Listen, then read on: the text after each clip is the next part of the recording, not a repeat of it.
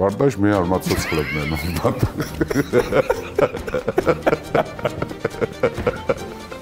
ბავშვობაშიც ეჯები კარგად მივლიდა ხომ სპარტაში ვერ დაიბადა. არა, სპარტაში მე 7000 ჯერ დავიბადე, სპარტაში ვერ ვიმარკებდი. სპარტა უფრო ძველია ვიდრე დორიელების შემოსევამდე იყო, ჯერ კიდევ ახლა 800 ომი რო განვიხილოთ, სპარტა ერთ-ერთი მთავარი ფიგურანტია. მაგრამ ეს ის სპარტა არა, რომელიც ჩვენ ვიცით. დორიული სპარტა ჯერ არ არსებობს, ეს არის აქეელების ნეურნაირად დანაელებსაც ეძახიან. სამი დიდი მესენური ომი იყო რა სპარტის ისტორიაში, სადაც ბრძოლის ბედი გადაწყვეტილი არის. იმიტომ რომ ისინი შეუპოვარი დორიელები იყვნენ მესენელები. მაგრამ საბოლოო ჯამში დაიპყრეს მესენი სპარტელებმა.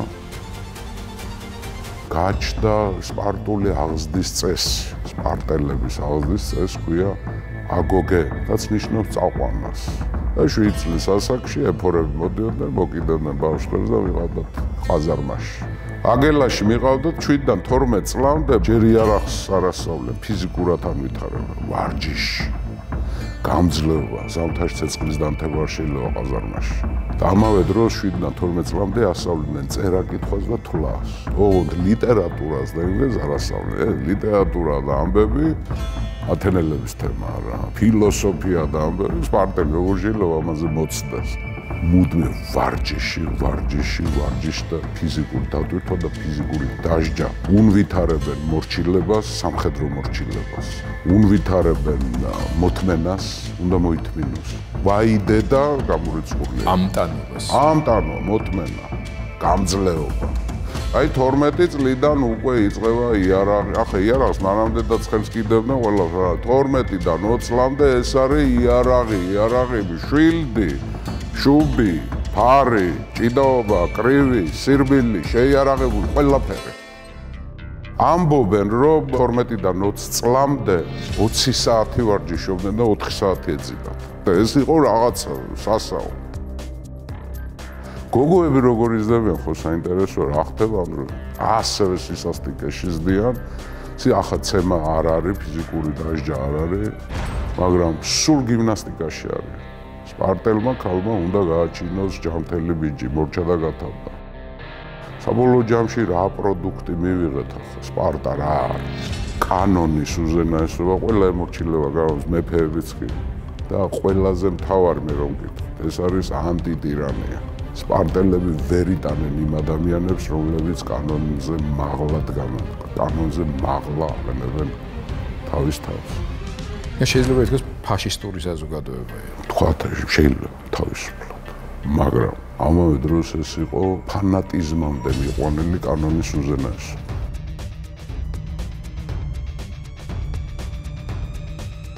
მოგესალმებით YouTube არხ დროების მაყურებლებს, მე ჟურნალისტი გიორგი თარგამაძე ვარ. და ამ ციკლში გთავაზობთ გადაცემათა ციკლს მოგზაურობა წარსულში, რომელიც ეძღვნება კაცობრიობის ისტორიის უკეთესად გააზრებას, ბევრი განსაზღვრელი მნიშვნელოვანი მოვლენის ისტორიული ფაზის შესწავლას, გაანალიზებას, მის მოთხრობას და მოგზაურობაში ჩვენ გვეხმარება ისტორიკოსი გუბას სანიკიძე, რომლის მიერ მონათხრობი ისტორიული მონაკვეთებით ძალიან მნიშვნელოვან ბაზას წარმოადგენს ნებისმიერი ადამიანისთვის, ვისაც აინტერესებს არა მარტო თავისი ქვეყნის, არამედ კაცობრიობის წარსული. გადაცემის დასაწყისში კიდევ ერთხელ მადლობა მინდა გადაგიხადოთ ამ ციკლის ესეთი ერთგულ მაყურებლებს და მათ, რომლებიც ახლა შემოგვიერთდნენ, მინდა ვთხოვო მოიწონონ ჩვენი გვერდი გააზიარონ, გამოიწერონ იმისთვის, რომ ეს ცოდნა ხელმისაწვდომი გახდეს, რაც შეიძლება ფართო აუდიტორიისთვის. რაც შეეხება კონკრეტულად დღევანდელ გადაცემას, ჩვენ წინასაუბრის დროს და ზოგადად აი გადაცემათა ციკლის ამ მონაკვეთში ვსაუბრობთ პირველ დიდ ცივილიზაციურ დაპირისპირებაზე აღმოსავლეთსა და დასავლეთს შორის. მოვყევი და მიმოვიხილეთ ძველი ირანის, აქემენიდების სპარსეთის ფორმირება, ვისაუბრეთ ძველი საბერძნეთის ჩამოყალიბებაზე და ახლა ვისაუბრებთ ქალაქ სახელმწიფოებზე, მათ შორის პირველი იქნება სპარტა, რომელსაც მოყვება ათენი. გუბას გისმენთ. დიდი მადლობა ბატონ გიორგი, მოგესალმებით ძვირფასო მეგობრებო. საერთო ჯამში დიდი მოცულობითი მოგზაურობების ახალი ეტაპის გადმოცემას ვაპირებთ გიორგის დახმარებით. ეს არის ევროპის საფუძვლები დავარქვათ ამას. საიდან დაიბადა, როგორ აღმოცენდა ევროპა და რა ისტორიულმა მოვლენებმა იქონია გადამწყვეტი ხშირად საბედისწეროც ბედი ევროპის განვითარებაზე, რამ დაატყო ხელი ევროპას, რა ახსოვს ევროპას დღესაც თავისი საფუძვლებიდან და რა არის ძალიან მნიშვნელოვანი. და რახან ჩვენ ქართველები ვართ, ჩვენ ამ დიდი ცივილიზაციის ნაწილი ვართ და არა მარტო ნაწილი, არამედ ფუნდამენტი.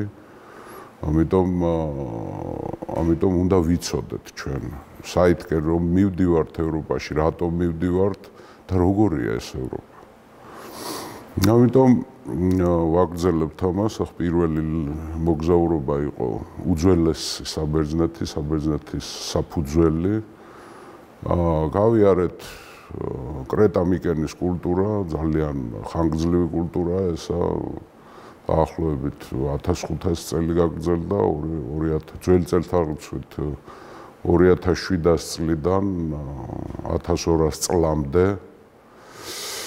ეს იყო კრეტა-მიკენის კულტურა, ორი ნაწილისგან შედგებოდა, კერძოდ კრეტისა და მერე მიკენის. მერე გავიარეთ ჩვენ დორიელების შემოსევა ჩრდილოეთ ბალკანეთიდან, რომლებმაც ძალიან გამოცვალა ეს ცივილიზაცია და შეიძლება ითქვას, რომ ემსხვერპლა დორიელების შემოსევას კრეტა-მიკენის კულტურა. მერე გავიარეთ ბნელი საუკუნეები, ეგრეთ წოდებული ასე ეძახიან მეცნიერები, თუმცა მეორნაირად ჰომეროსის ეპოქასაც ეძახიან, ახლა რაღაც თლად ბნელიც არ გამოდის. თლად ბნელიც არ გამოდის, ახლა. ეგ თუ ბნელი იყო, ნათელი რომელია, ეგ არის. მაშინ ნათელი რომელია, ხო? მივიღეთ პროდუქტი საბოლოო ბერძნული ეთნოსის 4 ტომისგან შემდგარი ბერძნული ეთნოს გვარტომისგან. ამ შემთხვევაში ძალიან გავართ ჩვენ და ბერძნები ერთმანეთს. გავიმეორებ იმას, რომ ქართველი ერი ჩამოყალიბდა 3 ერთ სისხლიერი და ერთ ხორციელი გვარტომისგან, საერთო წარმომავლობის გვარტომისგან, კერძოდ ქართები, ჭანები, ანუ ზანები, სხვადასხვანაირად ვეძახით და სვანები, ხო? დაახლოებით ასე იყვნენ ბერძნებიც. 4 ტომისგან შედგებოდა ეს დიდი ნაცია, რასაც ელინებს ეძახოთ, თავის თავს ელინებს ეძახოდნენ, ხოლო თავის სამშობლოს ჰელადას. ესენი არიან უძველესი პლასტი არის აქეელები, ეულიელები, დორიელები და იონიელები. მაგრამ მაინც წამყვანი გვარტომი იყო ორი რა, იონიელები და დორიელები, რომლებიც განსაზღვრავდნენ მერე საბერძნეთის ბედს. ახლა იონიელებს წარმოადგენდნენ ათენელები, საერთოდ ბერძნული ცივილიზაცია შექმნეს იონიელებმა. დორიელებისგან არაფერი არ დარჩენილა, არც მატერიალური, არც სულიერი, ყველაფერი რაც ჩვენ ვიცით, დიდი ბერძნული კულტურა, ელინური კულტურა, ეს არის იონიელების შექმნილი, მაგრამ რაც შეეხება დორიელებს, დორიელებმა დატოვეს ის, რასაც ქვია სამხედრო საქმე. აგრესია, მეომრობა, მეომრული სული. იონიური იყო ათენი, ხოლო დორიული იყო სპარტა. ამიტომ დღეს მერე გავიარეთ ხო ეს არქაული ეპოქა, ეგრეთ წოდებული არქაული ეპოქა, სადაც მოხდა საბოლოო ჩამოყალიბება, გაჩნდნენ პოლისები, ანუ ქალაქ-სახელმწიფოები, ქალაქ-სახელმწიფოს თვისება რა იყო. ეს იყო პირველ რიგში ეს იყო აკროპოლისი, გამაგრებული ციხესიმაგრე, სადაც შიშიანობისთვის თავს იცავდნენ. ეს არის თავისუფალი მიწათმოქმედები, რომლებიც მერე უკვე თავისუფალ მოქალაქეებად ყალიბდებიან. ამას ეძახიან კიდე ჰოპლიტების რევოლუციას, ანუ ჰოპლიტი არის მეომარი, სიტყვა მოდის ბერძნულად ფარი არის ჰოპლონი, ხოლო ფარის მატარებელი არის ჰოპლიტი. ბერძნებში თავარი იარაღად ითვლებოდა არც შუბი და არც ხმალი, ითვლებოდა ფარი. ფარი იყო ყველაფერი. ფარით მიხვდებოდი, რომელი ქალაქიდან იყვნენ, ფარით მიხვდებოდი რომელი თქვათ მხრიდან იყავი საბერძნეთ, დორიელი იყავი, იონიელი იყავი თუ ასე შემდეგ. ანუ თავი მაიდენტიფიცირებელი. რა თქმა უნდა, ხო, ჰერალდიკის საფუძვლები საერთოდ ძველი საბერძნეთიდან მოდის, ხო? ეს პერიოდი, არქაული პერიოდი, რომელიც მე-6 საუკუნეებს ძველი წელთაღრიცხვით მოიცავს, ამ დროს გაჩნდა მოთხოვნილება ამ თავისუფალ მოქალაქეებში და ჰოპლიტებში. ანუ თავისუფალი მოქალაქე უდრის ჰოპლიტს, ანუ თავისუფალი მოქალაქე გარდა უფლებებისა სარგებლობს მოვალეობები აქვს მას, მან უნდა იომოს. ხო, თავისი ქალაქი, თავისი თემი, თავისი პოლისი უნდა დაიცვას. გაჩნდა დაწერილი კანონების მოთხოვნილება ამ არქაულ ეპოქაში, ხო? ამ დროს დაიწყო კოლონიზაცია. ბერძნები მოედნენ შავი ზღვისპირეთს, ხმელთაშუა ზღვისპირეთს, გაჩნდა უდიდესი კოლონიები, დღევანდელი მსოფლიოში ცნობილი ქალაქები ბერძნების დაარსებულია. თუმცა აქ მათ კონკურენცია ჰქონდათ ფინიკიელებთან, რომლებმაც უფრო ადრე დაიწყეს კოლონიზაცია. და საბოლოო ჯამში მივიღეთ რა, ყველა ქალაქში არის ორი სოციალური ჯგუფი, ეს არის არისტოკრატია, ანუ ძველი სამხედრო ელიტა და ეს არის დემოსი, ანუ ხალხი. და გარდა ამისა, მიუხედავად იმისა, რომ დაწერილი კანონები ჩდება, არის მცდელობები ხელისუფლების უზურპაციისა ზოგიერთი უმეტესწილად არისტოკრატიული ჯგუფები და ამას ქვია ტირანია. ტირანია რას ნიშნავს? ტირანია არის კანონზე, დაწერილი კანონებზე მაღლა დგომა. ტირანია არ ნიშნავს, რომ კანონებს აუქმებდა ან რამეს. უბრალოდ მასზე მაღლა იდგა. ანუ კანონები ყველაზე ვრცელდება, მაგრამ ტირანზე არ ვრცელდება. მას როგორც უნდა ისე იყენებს ამას და манипуляციას ჩადის. უმეტესწილად ეს იყო განათლებული ტირანიები. ტირანები უმეტესწილად ზრუნავდნენ ღარიბ ხალხზე, დემოსზე ფიქრობდნენ და იღვაწებოდნენ, იმიტომ რომ შიში მათ ხალხის არ ჰქონდათ, მათ ჰქონდათ სხვა არისტოკრატული გვარების შიში. ამიტომ ყველაფერს აკეთებდნენ.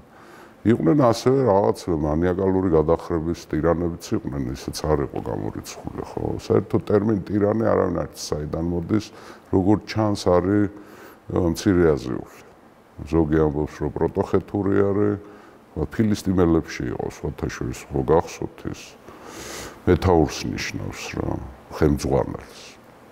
ასე რომ მოვედით უკვე მე-6 საუკუნეა ძველი წელთაღრიცხვით, უკვე ჩამოყალიბებულია სხეული, ელინური სხეული, პოლიტიკური, სულიერიც, ეთნიკურიც, ტომობრივიც და აუცილებლად უნდა პოლისებისგან შედგება. საბერძნეთი არასდროს ძველი საბერძნეთი ერთიანი არ ყოფილა, ყოველთვის დანაწევრებული იყო. და მოვედით პოლისების რაოდენობა ამბობენ რომ 80 იყო, მაგრამ მე 300-მდე გაიზარდა კოლონიზაციის მერე. ანუ ეს დიდი სამყარო, ელინური სამყარო.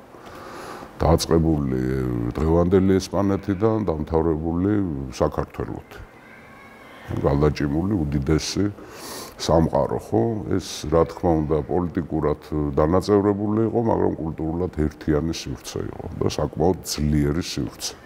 ერთ ენაზე მოსაუბრე? ერთ ენაზე დიალექტები არის, რა თქმა უნდა, რამოდენიმე ათეული დიალექტი და კილოკავი იყო, მაგრამ მაინც ბერძნული კულტურის ენად მაინც იონიური დიალექტი ითვლება, იმიტომ რომ ამ საქმეში იონიელები უკონკურენტოები იყვნენ, განსაკუთრებით ათენელები. მაგრამ ასევე დორიული დიალექტი მიხვდებოდი რა, საიდან იყო კაცი, იმიტომ კილოკავებიც ბევრი იყო, რამოდენიმე ათეული კილოკავი იყო. ნუ გასაგებია ხა ძველ ხალხებში ეს მოსალოდნელია. ხო, მაგრამ ამ პოლისებში მაინც ყველაზე მთავარი ორი ქალაქი იყო. ეს იყო დორიული სპარტა და ეს იყო იონიური ათენი. ამ ორმა ქალაქმა იქონია დიდი გავლენა როგორც საბერძნეთზე, როგორც ძველ სამყაროზე, როგორც მერე რომის იმპერიაზე, ასევე დღევანდელ ევროპაზე და რა თქმა უნდა მთელ მსოფლიოს. იმიტომ რომ როცა დემოკრატიებზე არის ლაპარაკი და ყველა იჩემებს რომ დემოკრატიები არის, ხო, ახლა ზოგი მართლა არ დემოკრატია, ზოგი არ არის, მაგრამ ქვია. მაგალითად, ხო? იყო ასეთ სახელმწიფო იემენის დემოკრატიული რესპუბლიკა, ხო? ჩინეთის სახალხო რესპუბლიკა. რესპუბლიკა საერთოდ ლათინურია, რომაელების გამოგონილია, მაგრამ სტრუქტურა ეს დემოკრატიიდან აიღეს, ათენიდან გადაიღეს მათ. ანუ ამ ორ ქალაქს აქვს თუ რომელიმე ქალაქს გავლენა აქვს ქალაქს, კერძო ქალაქს, სამი ქალაქია ასეთი. მე რომ მკითხოთ უფრო 4. ეს არის რელიგიურად იერუსალიმი და მექა და პოლიტიკურად, ეკონომიკურად, ცივილიზაციურად ეს არის სამი ქალაქი კიდევ. და დამატებით ეს არის ათენი, სპარტა და რომი. ანუ 5 გამოგვივიდა. ანუ სპარტაც ამ ჩამონათვალშია, შენ ჩამონათვალში. თქმა უნდა, მაგრამ რომ არა სპარტა, ათენი ვერ იარსებებდა. ის განსაცდელები, რაც ძველმა საბერძნეთმა გამოიარა და კერძოდ იმ თემაზე, რაზედაც უნდა შემდეგ ვისაუბროთ, ბერძენ-სპარსელთა ომებზე, ის ომი სპარტამ მოიგო. რომ არა სპარტა, საბერძნეთი არ იქნებოდა. და ევროპაც არ იქნებოდა ისეთი როგორც ჩანს, ევროპა ამ სახითაც არ იქნებოდა რა. ამიტომ დავიწყოთ სპარტათი. ახლა სპარტა უფრო ძველია, ვიდრე დორიელების შემოსევამდე იყო, ჯერ კიდევ ახლა ტროას ომი რო განვიხილოთ, ახლა სპარტა ერთ-ერთი მთავარი ფიგურანტია. ახლა მენელაოსი, რომელსაც ცოლი მოსტაცა პარისმა, პარის მეორე სახელიც ერქვა ალექსანდრე. ტროას მეფის შვილმა, ულამაზესი ელენე რო გაიტაცა, თავის ქმარს წაართვა, სპარტის მეფე იყო მენელაოსი. მაგრამ ეს ის სპარტა არა, რომელიც ჩვენ ვიცით. დორიული სპარტა ჯერ არ არსებობს, ეს არის აქეელების, მეორნაირად დანაელებსაც ეძახიან, ხო? აქეური სპარტა არის. მაგრამ დაახლოებით მე-10 საუკუნეში დორიული შემოსევა 200 წელი გრძელდებოდა. პერმანენტულად განადგურება მიკენის კულტურის, ზოგანა შერწყმაც კიდევაც. დაახლოებით 10 საუკუნის დასაწყისი ძველი წელთაღრიცხვით. სხვათა შორის ემთხვევა დორიელების შესვლა სპარტაში დაახლოებით იმ თარიღს, როცა იერუსალიმი აიღო დავითმა და დედაქალაქი გადაიტანა. საინტერესო პარალელია. დორიელებმა დაიპყრეს აქეელების სპარტა, მაგრამ როგორც ჩანს, იქ მოსახლეობის შერწყმა მოხდა. ზოგან წვავდნენ, სპობდნენ, ზოგან კიდევ ბატონდებოდნენ, ზოგან კიდევ ერეოდნენ ადგილობრივ მოსახლეობას, ხო? ამიტომ როგორც ჩანს, სპარტა არის დაპყრობილი აქეელებისა და გაბატონებული დორიელების სინთეზი. ინფუზიის შედეგი. მათ დაიკავეს ქალაქი სპარტა 4 სოფლისგან შედგებოდა, სხვათა შორის ბერძნებს ჰქონდათ ბერძნული პოლისებს, ყველას ჰქონდათ ციხესიმაგრე, კედლები ჰქონდა შემოვლებული. სპარტა იყო გამონაკლისი, სპარტას არ ჰქონდა კედლები. სპარტელისთვის რო გეკითხავთ, კედლები რატო არ გაქვთ? სპარტელი გეტყვა სპარტის კედელი სპარტიატია. ან თვითონ სპარტელია სპარტის კედელი. და სპარტელებისთვის გვიანდელი უკვე შემდეგ რაზედაც ვისა, გვიანდელი სპარტელისთვის და არა მარტო სპარტელისთვის წარმოუდგენელი იყო სპარტის ალყაში მოქცევა. გამორიცხული იყო ეს. ეს იყო რაღაცა ზღაპარი. მათ დაიკავეს პროვინციაც მთლიანად, არა მარტო ქალაქი სპარტა, რომელიც მდინარე ევროტზე მდებარეობდა და გაძლიერდნენ და გააგრძელეს თავისი აგრესიული ბუნებიდან გამომდინარე, დორიული ბუნებიდან გამომდინარე და ამ პროვინციას თვითონ დაერქვა ლაკონიკა, თავის ლაკედემონელებს ეძახოდნენ. ლაკედემონი, ლაკონიკა ორივე არის. ხო გაგვიგია ყური მოგვიკრია ჩვენ ამ ტერმინებისთვის, ხო? მაგრამ გვერდით მათგან დასავლეთით იყო ძალიან მდიდარი მიწით, სახნავსათესი მიწით დიდი პროვინცია იყო მესენია, რომელიც ასევე დორიელებმა, სპარტელების მონათესავე დორიელებმა დაიპყრეს თავის დროს. საბერძნეთში ყველას დიდ ფასს ჰქონდა მიწას, იმიტომ რომ მცირე მიწიანი იყო. სპარტელებმა გადაწყვიტეს, რომ მესენია უნდა დაიპყრონ და დაიწყო ეს ექსპანსია, დაუნდობელი ექსპანსია. სამი დიდი მესენური ომი იყო რა სპარტის ისტორიაში. სადაც ბრძოლის ბედი გადაწყვეტილი არ იყო. იმიტომ რომ ისინი შეუპოვარი დორიელები იყვნენ მესენელები. მაგრამ საბოლოო ჯამში დაიპყრეს მესენი სპარტელებმა. დაიპყრეს და დაიმორჩილეს და დაიმონეს. აი სწორედ მესენის დაპყრობიდან ყალიბდება სპარტაში სამი სოციალური ჯგუფი. ძალიან განსხვავებული ერთმანეთისაგან. დავიწყოთ ქვემოდან. ყველაზე დაბალი სოციალური ჯგუფი იყვნენ ეგრეთ წოდებული ჰილოტები, ანუ ტყვეთაყვანილები, ანუ მონები. აი ეს დამორჩილებული მესენელები. თავის სისხლით და ხორცს. თუმცა ჰილოტებში როგორც ჩანს ძველი აქეელებიც იყვნენ. ვინ არის ჰილოტი სპარტისთვის და სპარტელებისთვის? ხო, ჰილოტი არის საქონელი. საქონელია, პირდაპირ გაგებით ინსტრუმენტია, იარაღია. ანუ ადამიანად არა. ხო, ნუ ადამიანი არის, მაგრამ ნუ იმის იქეთ არაფერი რა. უუფლებო მონისგან ერთადერთი იმითი განსხვავდებოდა დანარჩენ ბერძნულ ქალაქებში მონები იყვნენ, უმეტესწილად უცხოელები იყვნენ მონები, თავიდან საბერძნეთში. მონისგან იმითი განსხვავდებოდა, რომ ჰილოტებს ჰქონდათ სამუშაო იარაღები. ეს დაუტოვეს. კერძოდ მიწის დასამუშავებელი სამუშაო იარაღები. და კიდევ გარდა ამისა, ესენი არ იყვნენ კერძო პირების მონები, ეს იყვნენ სახელმწიფო მონები. სპარტის სახელმწიფოს ეკუთვნოდნენ ჰილოტები. ჰილოტი არის და მოსახლეობით, აი რიცხობრივად რო შეადაროთ, რამოდენიმე ზოგი ამბობს, რომ 10-ჯერ ან 15-ჯერ მეტი იყვნენ ჰილოტები სპარტელებს. ამიტომ სულ შიში იყვნენ სპარტელები, რომ ჰილოტები აჯანყდებოდნენ, ისინი ჯანყდებოდნენ ძალიან ხშირად, ისინი მაგარი მეომრები იყვნენ. და პერიოდულად აი სამი დიდი მესენური ომი იყო, როცა ძლივს გადარჩა სპარტა. ამიტომ სპარტელებში გამომუშავდა წარმოუდგენელი ზიზღი ჰილოტების. ისევე როგორც ჰილოტებში იყო წარმოუდგენელი ზიზღი სპარტელების. აი ამბობენ ძველი ბერძნები, ამბობენ, რომ ჰილოტისთვის უფლება რომ იგეცაო, სპარტელს კბილებით დაგლეჯდა და შეჭამდა. ისეთი სიძულველი იყო. ჰილოტის უფლება არის იცხოვროს, იცოცხლოს, მიწა დაამუშავოს და მოსავლის ნახევარი აუცილებლად სპარტიატებს უნდა გადაუხადოს, სპარტელებს. დანარჩენ სხვა უფლება არ აქვს მას. მეორე ჯგუფი შედარებით უკეთეს მდგომარეობაში ესენი არიან პერიეკები. პერიეკი ნიშნავს გარშემო მცხოვრებს.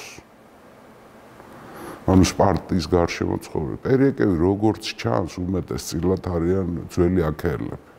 აქეელები ეს პერიეკები თავისუფლები არიან, მაგრამ არ არიან მოქალაქეები სპარტის, ლაკედემონის.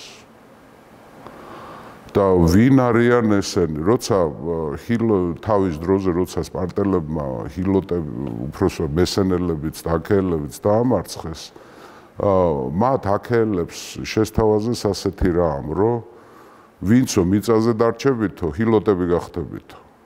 მონებიო ჩვენიო. მაგრამ ვინც მიწაზე უარს იტყვითო, თავისუფლები იქნებითო და რაღაცა ნაწილმა აქეელების უარი თქვა მიწის მიტოვებას და შეუერთდნენ ჰილოტებს, ჰილოტები გახდნენ ისინიც, როგორც ის დორიელები მესენიაში, ხო? მაგრამ რაღაცა ნაწილმა ჩრდილოეთისკენ აიწია, კერძოდ არკადიის მთებისკენ, დარჩნენ თავისუფლები და ხელი მიყვეს მესაქონლეობას. პერიეკებს მიწაზე კერძო საკუთრება არ ჰქონდათ, მაგრამ იყვნენ კარგი მესაქონლეები და იყვნენ კარგი ხელოსნები, ახლა ძველი აქეელები იყვნენ, კულტურა ჰქონდათ, კერამიკას აწარმოებდნენ, ყველაფერი, ანუ ხელოსანი ყველაფრის იყო პერიეკი. თავისუფლები იყვნენ, მაგრამ მათ ევალებოდათ სამხედრო ბეგარა. ისინი თავისუფალ ჰოპლიტებად გადიოდნენ სპარტის ჯარში, სპარტიატების ჯარში, ჯერ ცალკე შენაერთებად. მაგრამ მე მოგვიანებით, როცა სპარტიატების რიცხვი შემცირდა საუკუნეების განმავლობაში, გაურთავებელ ომებში, მე უშუალოდ სპარტიატების გვერდზე იბრძოდნენ ისინი. ამიტომ პერიეკები იყვნენ ლოიალურები სპარტის სახელმწიფოს მიმართ. აბსოლუტურად ლოიალურები იყვნენ, არ შეინიშნება არსად არც პერიეკების აჯანყება და როცა ჰილოტები ტერორში ყავდათ სპარტელებს ხარეზე იყვნენ პერიეკები. როგორც ჩანს, კმაყოფილად გრძნობდნენ თავს. და მესამე კი არა და უკვე პირველი სოციალური ჯგუფი, მართველი, ბატონები, არიან სპარტიატები. თავის ეძახოდნენ სპარტიატებს. ჩვენ ვეძახით სპარტელებს, ახლა ქართულში ხშირად ამბობენ სპარტანელები, რომელიც არ არის სწორი ფორმა. სპარტელია სწორი. შეგვიძლია ვთქვათ, რომ დაუძახოთ თავისუფლად სპარტიატებიც რა. და სწორედ ამ პერიოდში, როცა ეს სიტუაცია ჩამოყალიბდა, სპარტაში ჩდება ასეთი კაცი, სახელად ლიკურგე. სპარტიატია ისა, რომელმაც გაატარა რეფორმები. ლიკურგე როდის ცხოვრობდა არავინ არ იცის. არის ამბობენ, რომ ძველი წელთაღრიცხვით მე-9 საუკუნეში იყო, თვითონ სპარტელებსაც არ ახსოვდათ როდის. ზოგი ამბობს, რომ ძველი წელთაღრიცხვით მე-8-ში იყო, ზოგი ამბობს მე-7-ში იყო, არიან ვიღაცები ეძახენ მე-6-ს დასაწყისში არის, მაგრამ არ აგავს ამას ახლა, ასე მოკლე მეხსიერება სპარტელებს არ ექნებოდათ ახლა, რომ ორი სამთავრობის იქეთ არ ახსოვდათ. მე ვთვლი, რომ უფრო ძველია ლიკურგე. ძველი წარმომავლობისა ახლა ლიკურგეს იდეა იყო ასეთი, რომ რახან ჩვენ ვომობთ სპარტიატები, რახან ჩვენ დამორჩილებული ყავს ჩვენზე გაცილებით მეტი ხალხი, კერძოდ მესენელები, კერძოდ ჰილოტები, რომლებიც 10, 12, 15 ჯერ მეტნი არიან რიცხვით სპარტელებზე. ამიტომ ჩვენ უნდა ვიყოთ სულ სამხედრო მზადყოფნაში. მის კონცეფცია მდებარეობს, რომ სპარტიატი არ უნდა იყოს არც ერთი პროფესიის. ის უნდა იყოს მეომარი, მეტი აფერი. არც ხელობა, არც საქმიანობა, არც ვაჭრობა, არც მიწის დამუშავება, არაფერი, ლურს მის მიჭედება არ ცოდნენ. სპარტიატები. და შექმნა სახელმწიფო სისტემა, მე აღზრდაზე გადავალთ სპარტელების, როგორი აღზრდის წესი ჰქონდათ, ხო, აგოგე ერქვა ამას. სპარტის ეს მე მგონი ბევრისთვის საინტერესო იქნება. მან გარდა ამისა სახელმწიფო სტრუქტურის კორპუსით შექმნა. როგორი უნდა იყოს, როგორ უნდა იმართებოდეს სპარტა. უმთავრესი პრინციპი ეს არის, რომ სპარტაში მართავს მარტო კანონი, მეტი არა. კანონები მართავს. თავარი ორგანო ეს არის, როგორც ყველა ბერძნულ პოლისში, ქალაქ სახელმწიფოში, თავარი ორგანო არის სახალხო კრება. ამას ერქვა აპელა. ბევრი ამას უკავშირებს, ზოგი მეცნიერი, რომ ეს აპოლონის კულტიდან მოდის, როცა იკრიბებიან სპარტელები, სპარტიატები. და ირჩევენ მაგისტრატურას. იღებენ გადაწყვეტილებებს, წყვეტენ საგარეო საქმეებს, ომის და მშვიდობის ბედიღბალს და ასე შემდეგ. აპელაზე იკრიბებიან. აპელა ირჩევს გერონტებს, ანუ გერუსია ქვია ამას. ეს არის უხუცესთა საბჭო.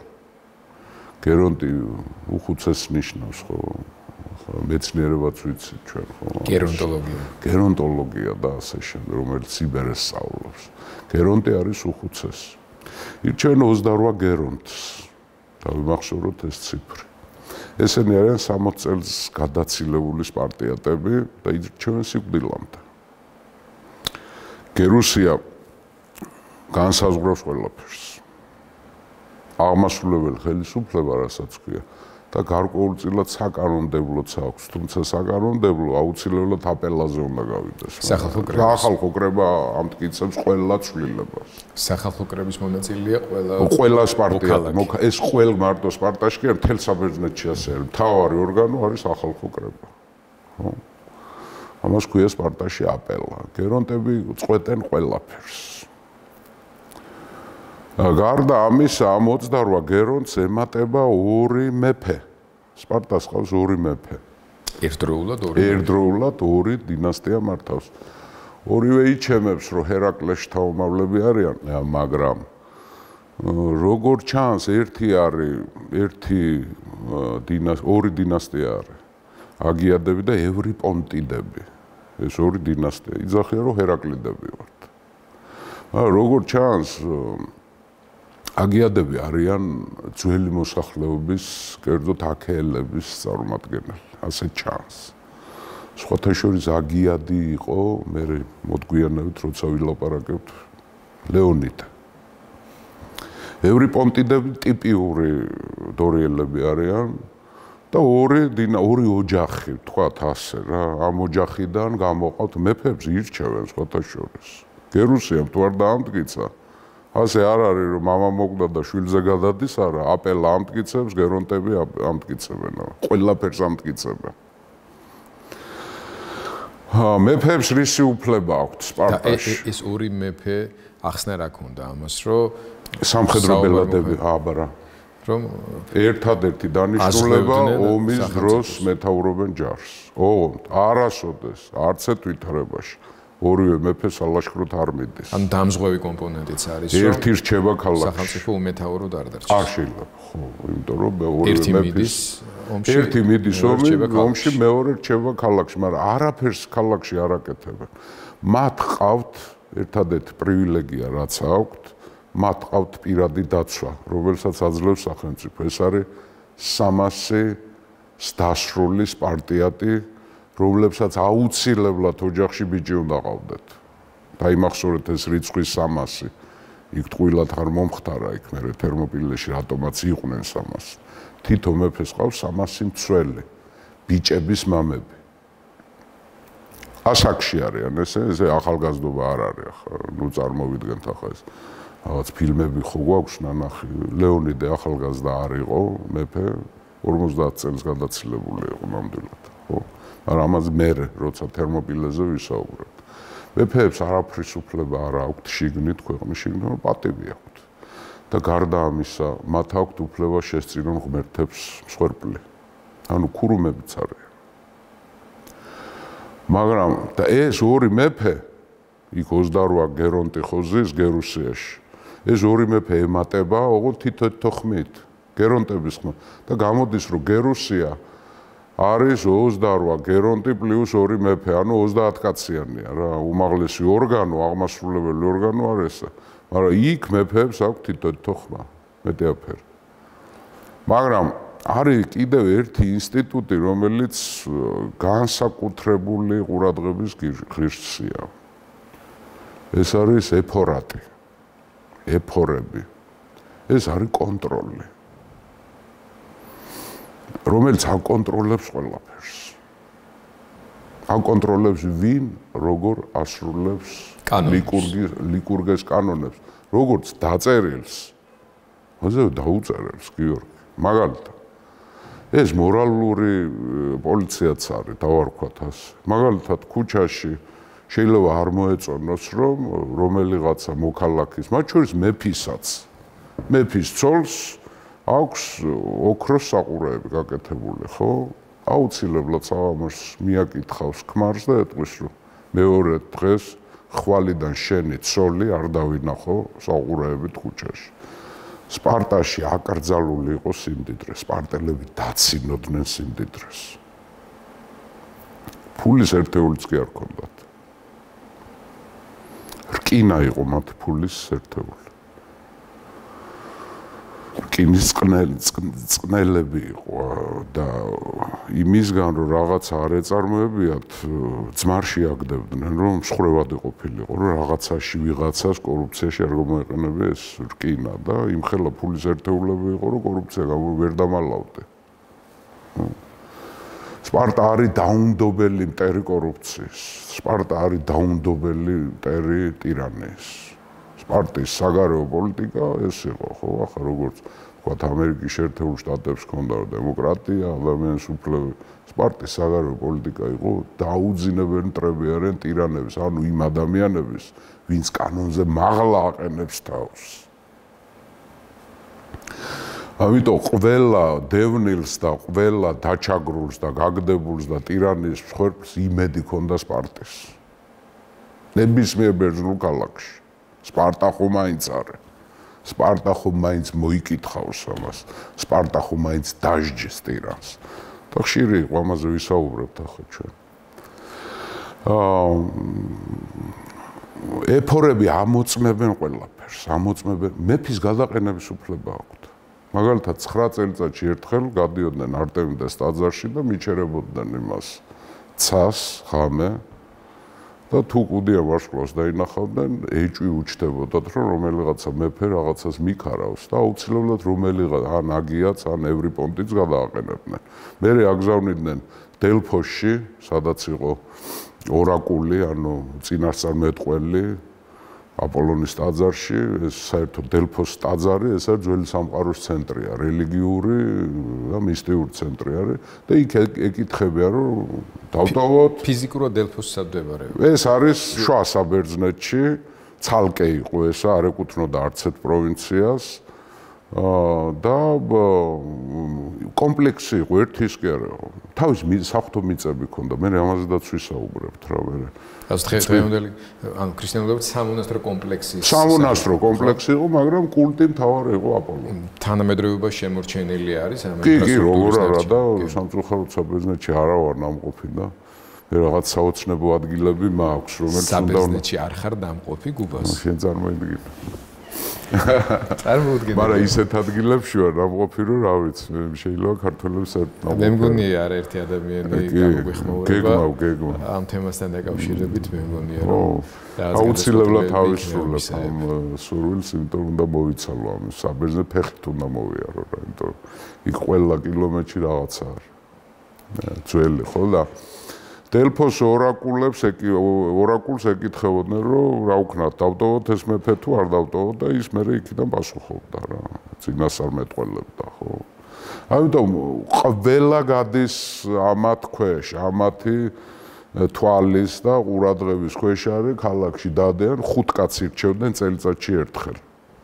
ოღონდ მერე ამათი გადარჩევა და მეორეჯერ არჩევა ეფორების არ შეიძლებოდა, იმიტომ რომ მერე შეიძლება რაღაცები გაეფრინა. ამიტომ დაზღვევა იყო, ერთხელ ირჩევდნენ 1 წლით.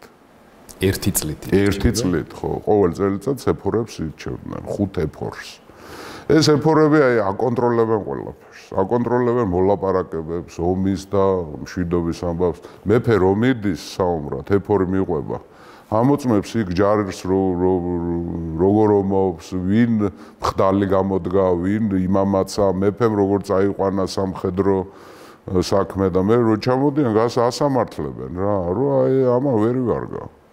ოღონდ ამ მოხსენებას წარუდგენენ რომელიმე ორგანოს და ისინი წყვეტენ. გერუსე სახალხო კრებას გამოაქვს და ეფორის გადაწყვეტილება არ ექვემდება. სხვათა შორის რა ხდება ახლა? სახალხო კრებაზე აი ჩვენ გაგვიგია ტერმინი ხმის მიცე, ხმა მივცეთ და რაღაც. მეორე ვიცით კენჭისყრა. ერთი სპარტიდან მოდის და მეორე ათენიდან მოდის, ძვირფასო ქართველებო. აი მოგმართავთ თქვენ. ხმის მიცემა საიდან მოდის? აი აპელაზე რომ საკითხები გამოდიოდა ან თქვათ კანონპროექტი რაღაცა ახალი, ხო? იქ არ იყო დებატები. მოსაზრებები, პოზიციების და რაც ათენში იყო. ხო? არა. აქ პირდაპირ თქვათ გამოიყვანდნენ კანდიდატურას. აი ეს უნდა იყოს ეფორი, ხო? მიეცით ხმა, დაიწყებდნენ ყვირილს. გერონტები იჯდნენ კედლის გადაღმა. და კედლის გადაღმიდან ამოწმებდნენ ვისი კანდიდატურა უფრო მეტ ხმას მიიღო, ვისი მომხრე. ხო, ვინ იბღავლებდა რა. ან დეციბალებს ვერ შეამოწმებდნენ. ნუ ყურით თვითონ ვარ დაენახათ, ამიტომ კედლის გადაღმა იჯდნენ და თქვათ, კენჭს უყრით ეფიალტეს მაგალითად, ხო, ეფორის კანდიდატურაზე და დაიწყებდა ეს ხარდაჭერა გამოიხატებოდა ხმის მიცემით, ხო, ვინ სხვაები ათენისგან, სადაც დებატებიც იმართებოდა და ინდივიდუალური ხმით. აბსოლუტურად იქ დებატები მიდიოდა და რა ვიცი, რიტორიკა და ანუ ეს ეფორები დღეს რო ანალოგია მიახლოებით ვთქვათ, არის აუდიტის სამსახური, უფრო მეტი. არ არის ანალოგი, არ არის. არ არის ანალოგი. აი რომში იყო ცენზორები, მაგრამ ასეთი უფლებები მათ არ ჰქონდათ. ისინიც ამოწმებდნენ რაღაც ეფორი იყო, მეფის გადაყენება შეეძლოთ, გიორგი. მეფის დახარკვა შეეძლოთ. ნებისმიერი ადამიანის პასუხისგებაში მიცემა შეიძლება. უნდა დაემტკიცებიათ, რომ იქარა, ასე ხოშზე კი არის. თან იმ პერსპექტივით, რომ ერთ წელიწადში უფლები მოსილება ამოეწურებოდა. ეფორები სინამდვილეში იყვნენ, აი, მოკლედ და გასაგებად რო ვთქვათ, ლიკურგეს კანონმდებლობის მცველები. ლამის წოფიანი ძაღლები. ხო? და ხმის მიცემა მიდიოდა სხვათა შორის არისტოტელე აღიარებდა სპარტის სახელმწიფო სისტემას. არისტოტელე თვლიდა, რომ სპარტის უკეთესი იყო ვიდრე დანარჩენი ბერძნული. და მთავარი მიზეზი რა იყო, რომ უცვლელი იყო, ეს არ იცვლებოდა წლების საუკუნეების განმავლობაში არ იცვლებოდა. 4-5 საუკუნე იარსება, მაგრამ უცვლელი. და რატომ ამასაც გეტყვით? მაგრამ ამ საკითხში ამბობს, რომ საბავშვო ხმის მიცემა ქონდა, ბავშვები რო ყაყანებენ რა. ხმაური. ეს იყო ეფორატი. ეფორი იყო ყველას ეშინოდა ეფორეს. აი კუჩაში რო თქვათ სპარტელები რაღაცა წყაროსთან დგანან, ჭორაობენ, ლაპარაკობენ, თუმცა ბევრი ლაპარაკი არ უყვარდათ, მაგრამ რაღაცა ხო, ეფორი რო ჩამოვიდა, ყველა ჩერდებოდა. რაღაც შეიძლება არ მოწონებოდა. მერე ყველა ბერძნებისგან განსხვავებით. ბერძნებს უყვარდათ სასმელი ღვინო უყვარდათ. სხვათა შორის გაზავებულ ღვინოს სვამდნენ. 2/3 წყალი, 1/3 ღვინო. თვლიდნენ, რომ ეს იყო ანტისეპტიკი და ანტიდეპრესანტი რა. მალარიები იყო საბერძნეთში და მალარიის საწინააღმდეგოთაც ითვლება. ერთადერთ ქალაქს, სადაც ღვინოს არ სვამდნენ, ეს იყო სპარტელები. ღვინის დალევა იყო სირცხველი. სიმთვრალე თავის მოჭრა იყო. მაგრამ ღვინოს ვისასმევდნენ? ჰილოტებს ასმევდნენ და თვალები რო იყვნენ ჰილოტები ქუჩაში გზაზე, სპარტიატებს შვილები მიყავდათ და აყურებდნენ. აი ნახე რას უშვება. აი საკურე ღორია. როგორი თვალია ნახე. ჰილოტების და სპარტიატების ურთიერთობას გავაგრძელებთ მერე ჩვენ. ასე არ იყო მარტო ასეთი თემა, ხო? მათ ანუ ეს არის სახელმწიფო სტრუქტურა. გერუსია, აპელა პირველია, სახალხო კრება ის ამტკიცებს ყველაფერს, სახელმწიფოს მართავენ გერონტები, აკონტროლებენ ყველაფერს ეფორები და ომს აწარმოებენ მეფეები. აი ეს არის სპარტა. გარდა ამისა, დაიყო ადმინისტრაციულ-ტერიტორიული რეფორმა შეგვიძლია დავარქვა. სპარტაში ცხოვრობს 9000 ოჯახის სპარტიატების. და დაყვეს 9000 ნაკვეთად, ანუ კლერი ერქვა წილი. ეს მდიდარი დასამუშავებელი მიწა ამას შედის როგორც ლაკედემონის მიწები, ისე დაპყრობილი მესენიის მიწები რა, სადაც კარგი საბერძნეთში ყველაზე კარგი მიწები ჰქონდა სპარტას. მიწის სიმცირე იყო, ხრიოკი მიწები, ამიტომ იყვნენ ზღვაოსნები, ბერძნები და ვაჭრები და ასე ხელოსნები და ხეობების ქვეყანაა. ხეობების საქართველოს მსგავსად მდინარეები ცოტა არა, ჩვენგან განსხვავებით ძალიან ცხელი ქვეყანა იყო, მდინარეები არ იყო. წყლის პრობლემა ჰქონდათ, მაგრამ ზღვა ჰქონდათ სამაგიეროდ. ან კუნძულები. დააყვეს 9000 კლერად. 9000 ნაკვეთად დაიყო თითო ოჯახს მიეცა კენჭისყრით. ეს კი არ კერძო კი არ არის. ეს სახელმწიფო მიწები.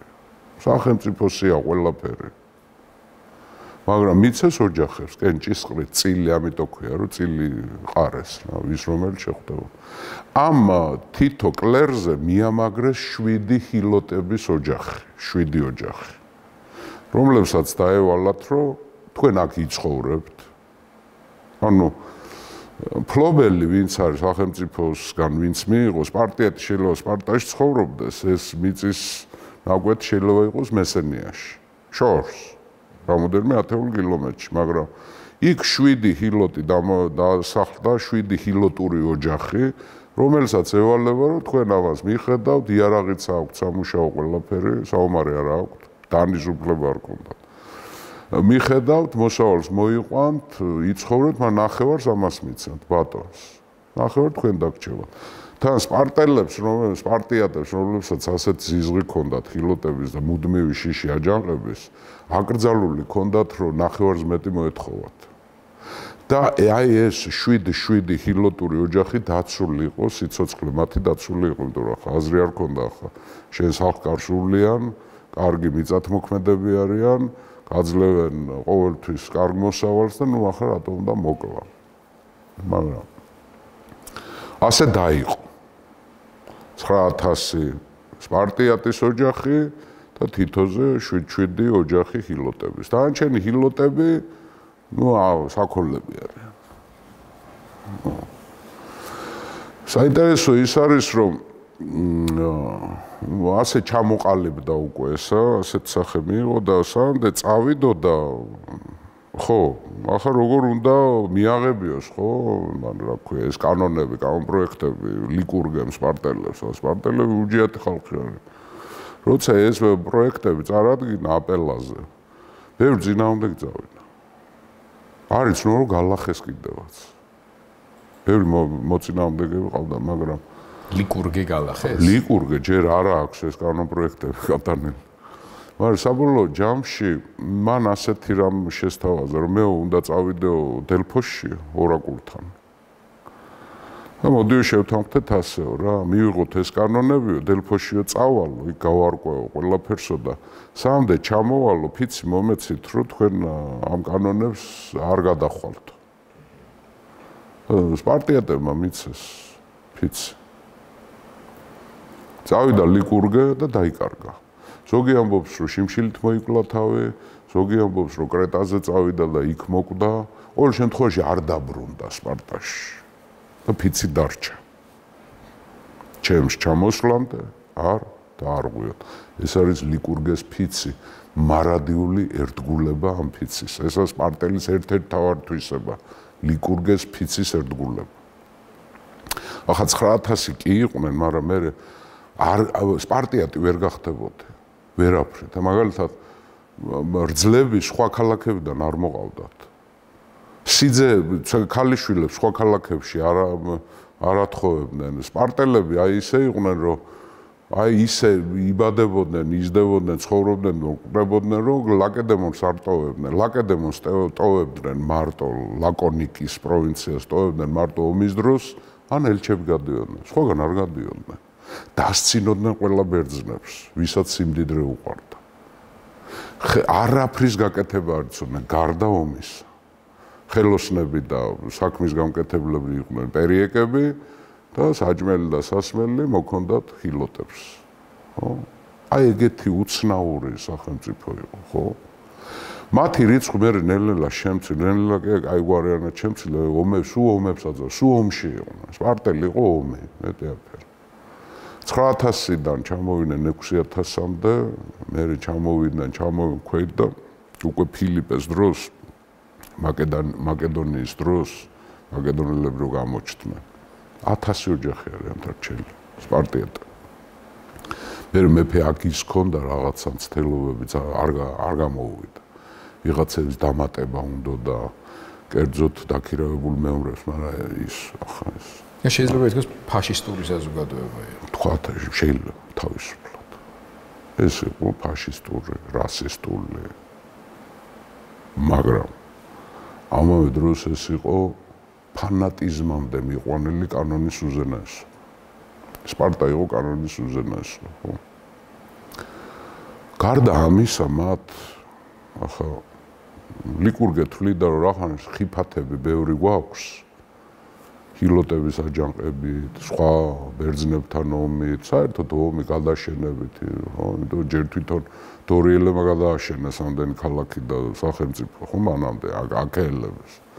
ამიტომ ჩვენ უნდა ვიყოთ სულ ფორმაში. სპარტიატი ცოტანი ვართ, მაგრამ უნდა ვიყოთ ყველაზე მაგრები და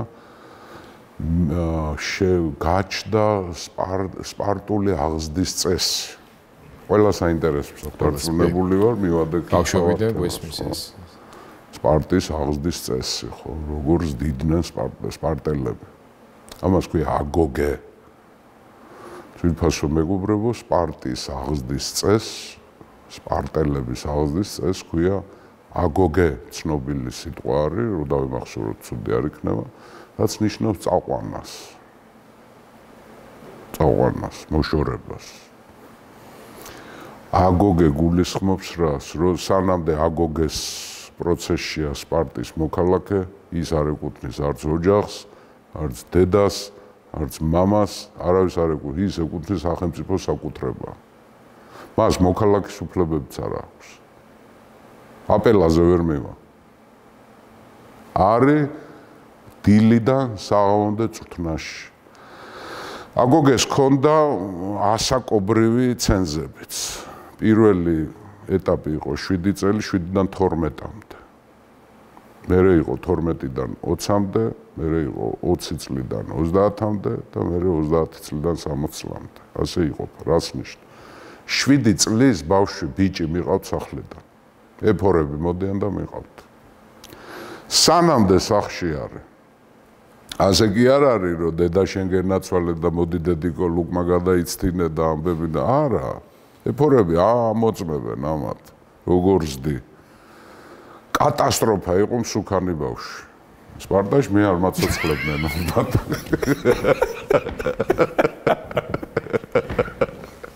то ბავშვობაში ძეჯები კარგად მივლიდა ხომ სპარტაში ვერ დაიბადა. არა, სპარტაში მე 7000-ჯერ რომ დავიბადო, სპარტაში ვერ ვიმარკებდი.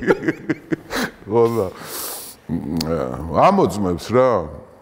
მაგალითად, აკვანშიც კი პირდაპირ ხეზე უნდა დაეწვინოთ. არავითარი საფენი და რბილა დაიძინოს და ბავშვი უძილოა და ბავშვი უჭმელია. ეს არის გამორიცხული ამბავი. ნახევრად შიმშილობამდე ყავდათ, მამამის რანაირად უნდა ის ვერ გაზდიდა, დედამის მით უმეტეს ვერ გაზდიდა და 7 წლის ასაკში ეფორები მოდიოდნენ, მოკიდოდნენ ბავშვს ხელს და ვიყავდათ ყაზარმაში. ბანაკში ფაქტობრივად ბანაკში 30 წლამდე, გიორგი. თუ 7-დან 12 წლამდე. ახლა გეტყვი. 7-დან 12 წლამდე ხო მიყავდათ ჯგუფებში, რომელსაც ქვია აგელა. აგელა არის ხროვა.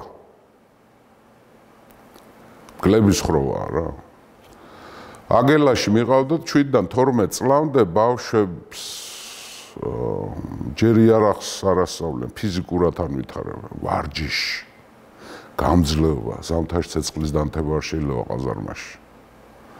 ზაფხულში, სიცხეში საათობით ამყოფებდნენ, თავები ჰქონდათ გადაპარსული. და ამავე დროს 7-დან 12 წლამდე ასწავლიდნენ წერა-კითხვას და თვლას. ოღონდ ლიტერატურას და იმას არ ასწავლდნენ. ლიტერატურა და ამბები ათენელების თემაა რა. ფილოსოფია და ამბები სპარტელი როგორ შეიძლება ამაზე მოცდეს. რაღაცა იმაზე. მუდმივ ვარჯიში და ფიზიკური დატვირთვა და ფიზიკური დასჯა. უმიზეზოდ ამათრახებ.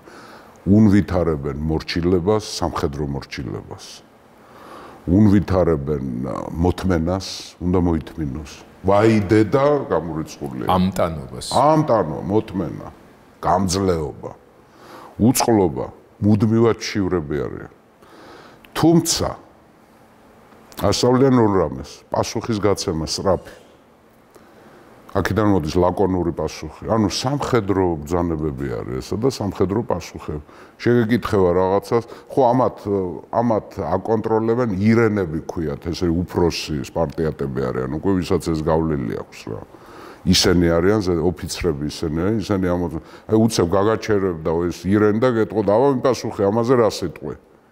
უცებ უნდა გეთქვა პასუხი და აუცილებლად შეგეკითხებოდა რომ რატო გადაწყვიტე ეს არგუმენტები თუ არგუმენტები არ ქონდა და არასწორი პასუხი იყო გაგამათრახებაში გაშოლტვა ლაკონური პასუხი ანუ უცებ ხო უნდა აი ეს ასეა იცი რა და მე მეგონა და რომ ცოდნოდა და არ ვიცოდი ეს გამორიცხო მოლაყმე სპარტელი არის ბუნებაში გაუგებარი ანუ აჩვევენ გამძლეობას, აჩვევენ მოთმენას, ტკივილის ატანას, სისასტიკეს, დაუნდობელი უნდა იყო. და აზროვნებას, გარდა ამისა, ხელს უწყობენ ქურდობას, კერძოდ როგორც. საჭმელი ხო სულ აკლიათ. მათ აქვთ უფლება საკვები მოიპარონ. სადღაც გავიდნენ ვიღაცა პერიექს ან ვიღაცა ჰილოც რაღაცა მოპარონ. მაგრამ თუ წაგასრეს ფიზიკური დასჯა. და დასჯა იმიტომ კი არა რომ იქურდე, რატო ჩამივარდი ხელში. რატო დავინახე? თუმცა როცა მოიტანდნენ და დაინახავდნენ რომ ჭამ საჭმელს უკვე ყაზარმაში აფერს არეუბნენ პირიქით აქებდნენ რომ ყოჩახ რომ გამოგვაპარე ქურდობის მომენტში თუ წაგასწრეს ხო ამისთვის გჯიდნენ და არა ქურდობისთვის საჭმელი უნდა მოიპო ამიტომ იყო სპარტის ჯარი რომ მიდიოდა საკვები არ მიქონდათ ადგილებზე შეულობნა ყველგან ომის დროს მათ უნდა ეპოვათ ყველაფერი წყალი საჭმელს ყველო ბანაობენ მარტო ევროთში დინარე ევროთში ზამთარშიც ყინულს ჩაამტრებ ჩაწვევი შიგნე ზაფხულშიც ეს არის და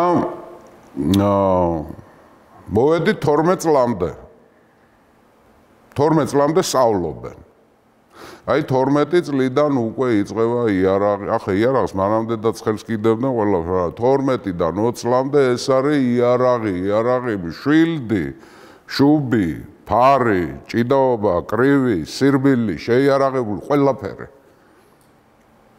ამბობენ რომ აი 12-დან 20 წლამდე 20 საათი ვარჯიშობდნენ და 4 საათი ეძინათ სპარტა ეს იყო რაღაცა სასაო და გარდა ამისა სისხლს რომ იჩვეოდნენ ეს არის არ ვიცი ხო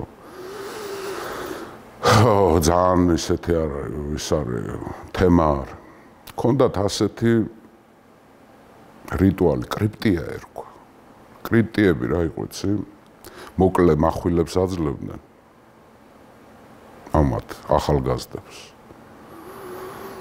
აგელას ხროვას და ავალებდნენ რომ ეარათ დღე იმალებოდნენ ბუჩქებში ტყეში ჭალებში არავინ არ უნდა დაგინახოს და ღამე ჯერ ზვერავდნენ ჰილოტების სოფლებს იქ არჩევდნენ ძლიერ ჰილოტებს ფიზიკურად ძლიერს დიდებს პოტენციურად მტერია მათი შეიძლება აჯა იმახსოვრებდნენ და მერე სადღაც მოიგულებდნენ და კლავდნენ ხოცავდნენ ილოტებს კრიპტიების დროს ძლიერ ილოტებს არ ეხებოდნენ მარტო იმ 7 ოჯახს რომლებიც დანარჩენ ილოტებს აი ყოველ ილოტმა იცოდა რომ შეიძლება ღამე სადღაც გავიდე აგერ წყაროზე სახლებიდან ვერ გამოდიოდნენ და ეს პერიოდულად აწყობდნენ ნადირობასაც კოლექტიურ ნადირობასაც ილოტებს და ისინი გარბოდნენ დღეებში იმაში ამაში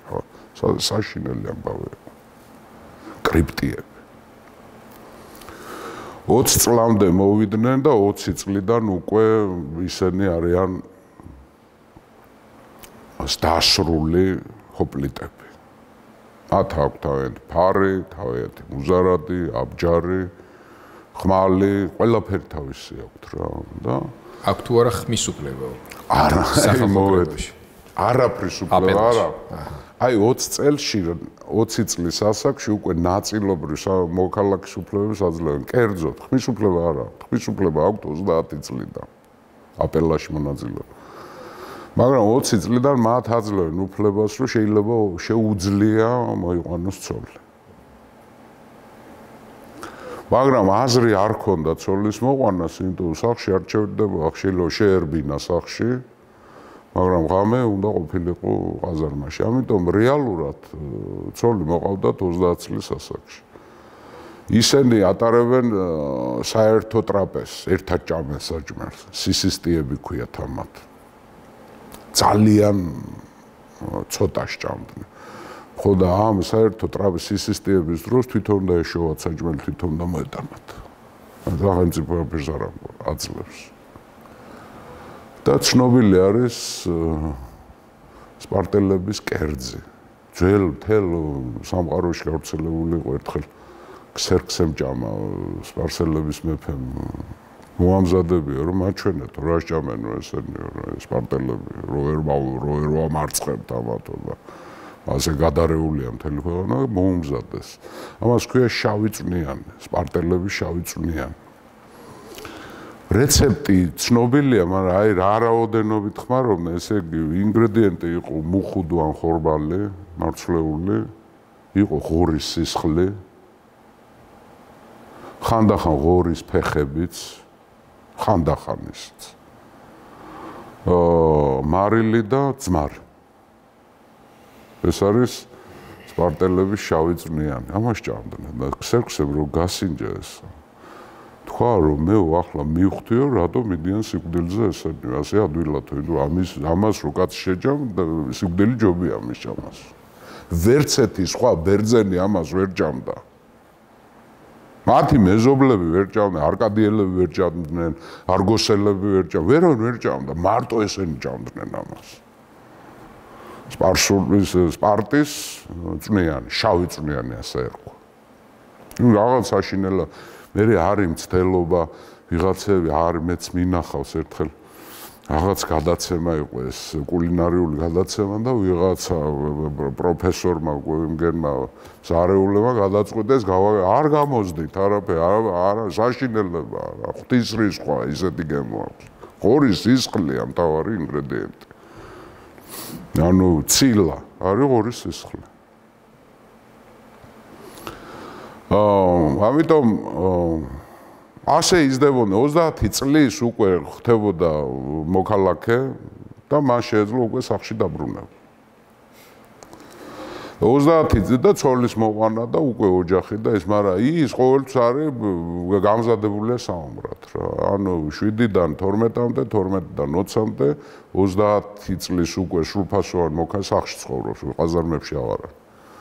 და 60 წლამდე ის არის ჰოპლეტი და მოქალაქე, მაგრამ 60 წლის უკვე მას აღარ ევალება ლაშქრობაში წასვლა. მას ევალება მარტო ლაკედემონის ტერიტორიაზე დარჩეს და დაიცვა სპარტა. ისიც სამხედრო მოსამსახურე ოღონდ ლაშქრობებში აღარ დადის და 60 წლის მერე უკვე შეუძლია გახდეს გერონტი. დაფასებული კაცი და ესა ხო. აი ეს არის აგოგე. სპარტული, ბევრი რაღაცა არ ვიცი ახ მე შეიძლება კიდე დავამატოთ რაღაცები აი გოგოები როგორ იზრდებიან ხო საინტერესო რა ხდება ამ დროს ასევე სისასტიკეში ზდიან ახლა ცემა არ არის ფიზიკური დასჯა არ არის მაგრამ სულ გიმნასტიკაში არის სპარტელმა ქალმა უნდა გააჩინოს ჯანმრთელი ბიჭი მორჩა და გათავდა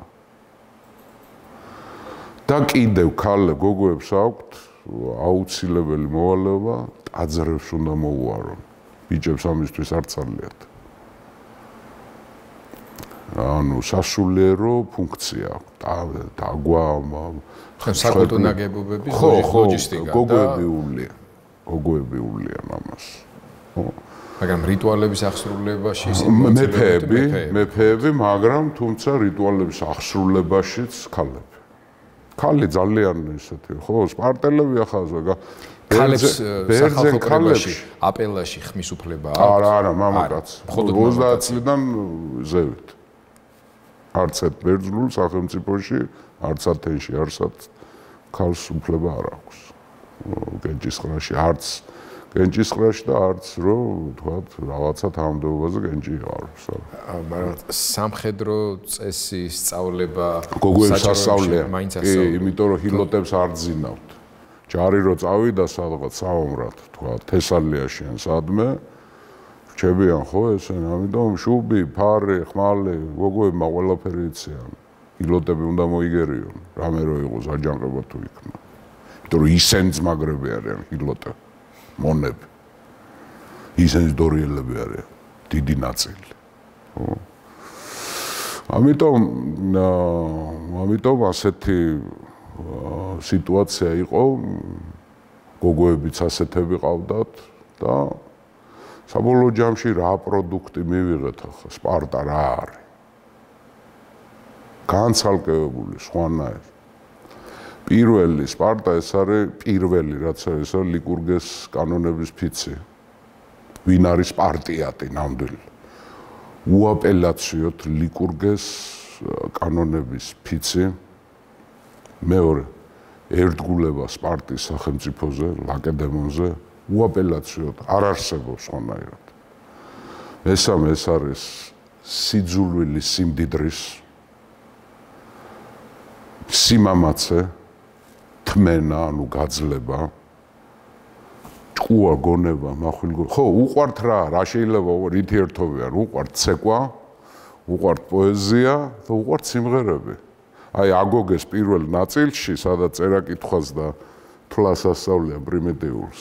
იქ სიმღერებს ასწავლია, ძალიან უყვართ. და ერთადერთ ავტორიტეტებად აღიარებენ, ახლა თვითონ ლექსებს წერდნენ აქა-იქ, მაგრამ ახლა იონიელებთან ვერ მოდიო, ძალიან უყვარდათ ათენელების მიწვევა პოეზიის საღამოებს. არ უშვებენ სპარტას, როგორც სპარტელს აკრძალული ქონდა გარეთგაშო, ისევე უცხოელებსაც არ უშვებენ. სპარტაში ვერ შეხვიდოდი, თუ ელჩი არ იყავი, ან კარგი პოეტი არ იყავი, ან გმირი არ იყავი, მაგალითად, როგორც მილტიადე, რომელმაც მარათონი მოიგო სპარსელები დაამარცხა, ხო, აი გმირებს, სხვა ბერძნებს პატივს სცემდნენ. ეომარს სცემდნენ პატივს, ხო. ესე იგი, ეს არის ერთგულება ფიცის, ლიკურგესი, სპარტის სახელმწიფოს ერთგულება, ეს არის სიმამაცე, ეს არის მოთმენა, ეს არის სიძულვილი სიმდიდრის, ეს არის ჭკუაგონება, ეს არის სისასტიკე, ეს არის ჰილოტების ზიზღი, სიძულვი ჰილოტი უნდა გეზიზღებოდეს. ეს არის კანონის უზენაესობა, ყველა ემორჩილება გამოს მეფეებიც კი. და ყველაზე მთავარი მე რომ მკითხოთ, ეს არის ანტიტირანია. სპარტელები ვერ იტანენ იმ ადამიანებს, რომლებიც კანონზე მაღლად გამონყვა, კანონზე მაღლა აყენებენ თავის თავს. თუმცა ეს მერე შეიცვლება რადიკალურად, რა თქმა უნდა, მაგრამ ახლა ჩვენ კლასიკურ სპარტაზე ვსაუბრობთ და კლასიკურ თქვათ ლაკედემონზე საუბრობთ. ეს არის პროდუქტი, ეს არის სამხედრო მანქანა, რომელიც არ იცის სამყარო ისტორიამ ასე. იყვნენ მეომარი ხალხები, როგორ არ იყვნენ. ძველ დროში, შუა საუკუნეებში სამხედრო საქმე დაფასე, დღესაც დაფასებულია, ახლა მსოფლიოს სამხედროები განსაკუთრებული მოდგმის ხალხი არიან და ჯიშის ხალხი არიან, ხო, მაგრამ რომაელები იყვნენ ასეთები. ათენელებიც არ იყვნენ ცუდი ბიჭები. სპარსელები მაგარი ბიჭები იყვნენ. დარიოსის გვარდია, მე ვისაუბრებთ უკვდავების ისა რა ქვია, გვარდია ასე ერქვათ. უკვდავნი. ხო, ბევრი იყო, ახლა ჩვენც ახლა ქართველებს არ გვიგვირს ომი და ომის სიყვარული და ომის ხელოვნება და რა ვიცი, ხრიდოლი და სამხედრო ჭიდაობა და რა არა გვაქვს ახლა. მარტო ერთგან კი არა საქართველოს კუთხე კუჭულში ყველგან, მაგრამ ნუ არაფერი სხვა არ იცოდნენ. ლუჟმას არ აჯედებდნენ, სირცხვილი იყო. ერთხელ აი უბრალოება, სპარტული უბრალოება, მეფეები მათი ჩვეულებრივ ტანსაცმელში ცხოვრობდნენ.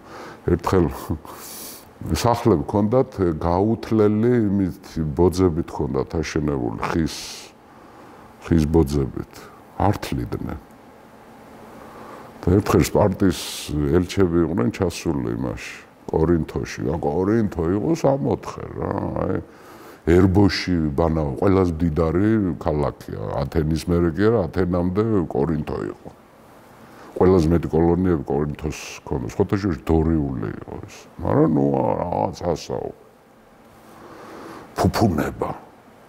ოქრო ვერცხლი, ჭამასმა, დროს დარება და კორინთული ეს და სხვათა შორის ბერძნული სვეტების თავები ხო არის ასეთი კორინთული, დორიული და იონიური, ერთმანეთისგან განსხვავდება. ყველაზე მარტივი არის დორიული, კორინთული არის ძალიან ბევრი მასში, რა ქვია, ყვავილებში და იმას სცენარის ფორმა აქვს და არის იონიური დახვეული.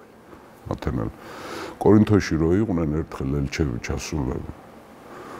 ნახეს გათლილი ოთხკუთხედი სვეტები ხეების. როგორ ჩანს გაეხუმრენ რა ახლა. კორინთელებს უთხრეს რომ თქვენ დღეებში ოთხკუთხედი ხეები იზრდებიანო. ყველა ზემო და ათენელები პატივს სცემდნენ სპარტელებს. ხასს უსვამდნენ, რომ ესე ყველას მაგრები არ არის, იმიტომ კანონებს არ ცვლენ 400 წელი კანონი არ გამოცვლილა. უფრო მეტიც. ისე მოკვდა სპარტა, რომ ლიკურგეს კანონები არ გამოცვლილა. 500 წელი და რომაელების მოსვლამდედაც კი. იქ იყო რამოდენიმე მცდელობა რაღაცებს, მაგრამ ეს არ იგულისხმება რა. როცა ათენში, რა ვიცი, ყველა ახალი არქონტი რომ მოდიოდა და რაღაცა ახალს აკეთებდა და იმას და სპარტელებზე ჰქონდათ მაღალი წარმოდგენა, მაგრამ სპარტელებს, ათენელებს დასცინოდნენ, ათენელებს სპარტელები, რომ ხანდახან ქალაჩუნებსაც ეძახოდნენ. ხო. აი ასეთი პროდუქტი მივიღეთ სპარტის სახით ჩვენ. ამიტომ ეს არის, აი რაზედაც ვსაუბრობთ, ახლა ბერძენ სპარსელთა ომების უნდა განვიხილოთ. სპარტა იყო ელადის იმეთი. მე ნახავთ, როცა სპარსელები დაიძრებიან ეს სხვა ეს სტიქია, რომ მოდის მთელი საბერძნეთი არის აკანკალებული და ყველა კითხულობს სპარტა რას აპირებს. სპარტა რას აპირებს და სპარტამ მერე დააპირა კიდევაც და გააკეთა საქმე. თუმცა სანამ ამ ომს მოუთხრობთ ჩვენ მსმენელსა და მაყურებელს, ჩვენ ასევე დეტალურად ვისაუბრებთ ათენზე. ათენი იქნება შემდეგი ჩვენი მოგზაურობა სახელმწიფოზე. მადლობა ჩვენს მსმენელსა და მაყურებელს დროების YouTube არხის გამომწერს. აქვე ყველა მათგანს მინდა ვთხოვო, რომ ვისაც არ აქვს გამოწერილი, გამოიწეროს, მოიწონოს, გაუზიაროს თავიანთ ახლობლებს და ნაცნობებს იმისთვის, რომ ეს ცოდნა ხელმისაწვდომი გახდეს, რაც შეიძლება მეტი სხვათა შორის დავამატებ ეს ბერძნული სპეცდანიშნულების შენაერთებს სხვათა შორის მსოფლიოში ერთ-ერთი საუკეთესო ყავთ. ძალიან ბევრი რამ გადმოღებული აქვს აგოგესგან. და არა მარტო ბერძნებს, არამედ სხვა სპეცდანიშნულების შენაერთებსაც აქვს აგოგეს პრინციპები გადმოღებული. უკაცრავ ვისაუბრეთ სპარტას სპეცნაზელებზე, უფრო სპარტაზე როგორც სპეცდანიშნულების მთელი სახელმწიფო იყო სპეცდანიშნულების შენაერთი. და გვექნება საუბარი ამის სრულ ანტიპოდზე, ათენზე. აბსოლუტურად სხვა რამეა, სხვა სამყაროა ათენი. დაელოდეთ კუბა სანაკიძის მონათხრობს ათენზე.